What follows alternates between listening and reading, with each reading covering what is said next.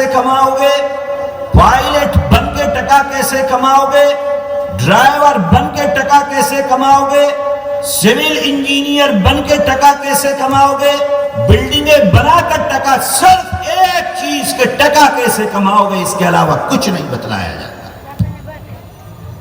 دیکھو کالجوں اور اسکولوں کا حال،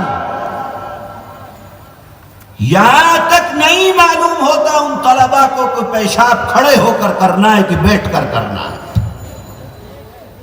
یہ نہیں معلوم ہوتا کہ اگر پیشاب کے قطرے لگ جائیں تو کپڑا ناپاک ہو جاتا ہے۔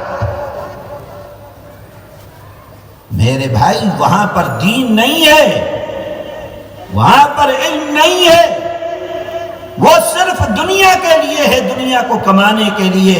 ہم یہ نہیں کہتے کہ آپ دنیا مت کمائیے، ہم یہ نہیں کہتے کہ آپ اسکول اور کالج مت پڑھیے، ہم یہ نہیں کہتے کہ آپ دنیا کے ان چیزوں کے اندر ترقی مت کیجئے، ضرور کیجئے، لیکن پہلے اپنے بچے کو انسان بناؤ، وہ انسان مدرسے کے اندر بنے گا، پھر دنیا کے اندر جہاں چاہو اس کو آگے بڑھا دو، کوئی آپ کو منع نہیں کرتا۔ اللہ کی کتاب قرآن کریم سے بڑی کوئی چیز دنیا کے اندر نہیں ہے۔ اللہ فرما رہا ہے ان الذین یتلون کتاب اللہ، جو اللہ کی کتاب قرآن کی تلاوت کرتا ہے، قرآن پڑھتا ہے، قرآن پڑھ کر اپنی زندگی گزارتا ہے، قرآن کے سہارے اپنی زندگی گزارتا ہے، جو دنیا میں قرآن کی تلاوت کر کے اپنی زندگی کو گزار رہا ہے، اللہ تعالی تین آدمیوں کے بارے میں فرماتے ہیں کہ یہ تین آدمی جو یہ تین کام کر کے دنیا میں اپنی زندگی کو گزارتے ہیں، وہ اپنے اللہ کے ساتھ تجارت کرتے ہیں، بزنس کرتے ہیں۔ بتاؤ اس سے بڑی کوئی بات ہو سکتی ہے کہ انسان اپنے مالک کے ساتھ تجارت کرے، اپنے مالک کے ساتھ بزنس کرے؟ نہیں ہو سکتی ہے اس سے بڑی کوئی بات۔ کون ہیں وہ تین؟ کون سے وہ عمل ہیں تین؟ فرمایا ان الذین یتلون کتاب اللہ، پہلا جو اللہ کی کتاب قرآن کی تلاوت کرتا ہے۔ میں اپنے مسلمان بھائیوں کو، میں اپنے نوجوانوں کو کہہ رہا ہوں کہ آپ سوچئے، فکر کیجئے اپنی زندگی کا کہ کتنے دن ہو گئے آپ کو کہ آپ نے قرآن کی تلاوت نہیں کی ہے۔ سوچئے اپنی زندگی کو، مہینہ مہینہ، سال سال گزر جاتا ہے، لیکن مسلمان کو قرآن کی تلاوت کی توفیق نہیں ہوتی ہے۔ ہاں، موبائل دیکھو، ہاتھوں کے اندر، کانوں کے اندر 15 گھنٹے موبائل کے اوپر لگا رہے گا نوجوان، آج دنیا بھر کے ڈرامے دیکھتا رہے گا، اللہ کی نافرمانیاں کرتا رہے گا، گناہ کے اندر موبائل سے مبتلا رہے گا، لیکن یہ توفیق نہیں ہوتی کہ اللہ کی کتاب قرآن کریم کو کھول کر پڑھ لے، حالانکہ یہی قرآن آپ کو اللہ کی جنت کے اندر لے کر جانے والا ہے۔ وہ موبائل جنت میں نہیں لے جانے والا ہے، وہ موبائل جنت کے راستے کی طرف نہیں آپ کو لے کر جائے گا، وہ موبائل تو آپ کے جہنم کا ساتھی ہے۔ آپ کیا کر رہے ہو آپ جانتے ہو، رات و دن کیسے گزر رہے ہیں آپ جانتے ہو، تنہائی میں کیا کر رہے ہو آپ جانتے ہو، آپ نے اس کا صحیح استعمال کیا یا غلط استعمال کیا آپ جانتے ہو۔ اور قرآن، اللہ کا نبی فرما رہا ہے کہ جو آدمی قرآن کو دنیا میں اپنی زندگی بنا کر رکھتا ہے، روز قرآن کی تلاوت کرتا ہے، اللہ کے نبی فرماتے ہیں کہ جب تک یہ قرآن اس انسان کو اللہ کی جنت میں نہ پہنچا دے، اس کا ساتھ نہیں چھوڑ سکتا ہے قرآن کریم۔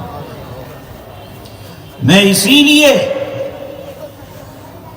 جگہ جگہ اپنے مسلمان بھائیوں سے،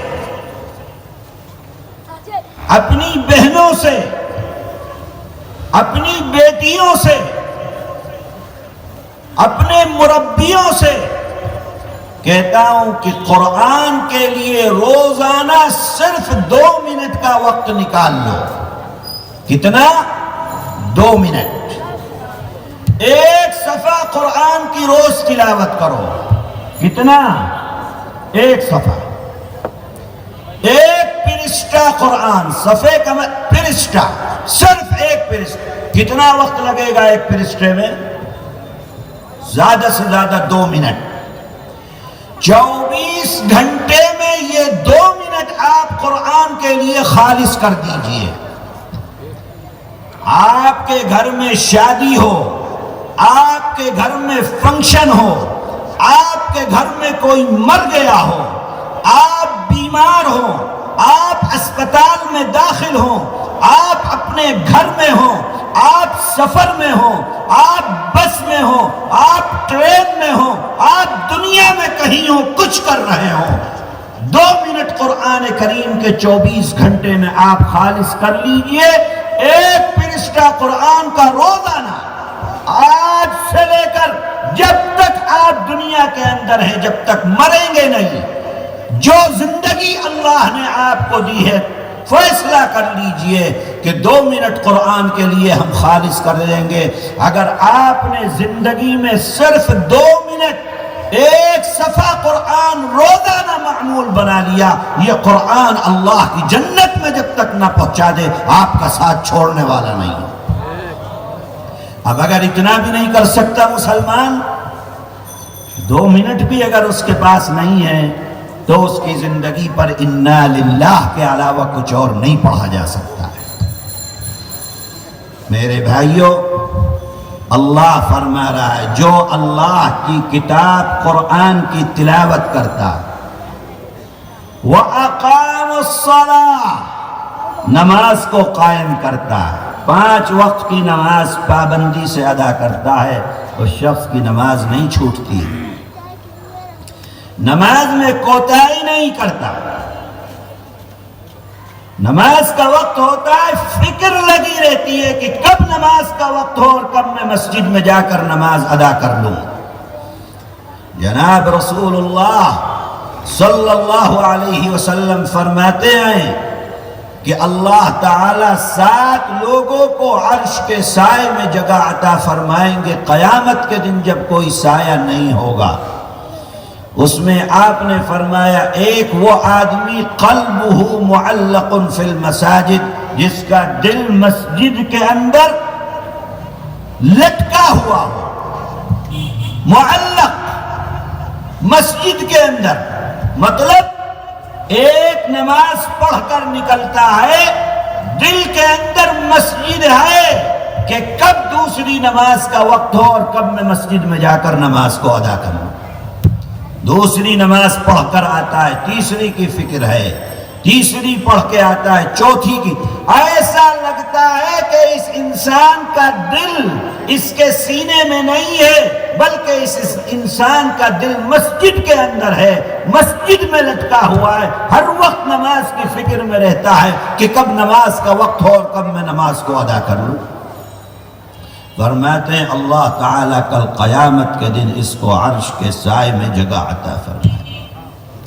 اور دنیا کے اندر فرمایا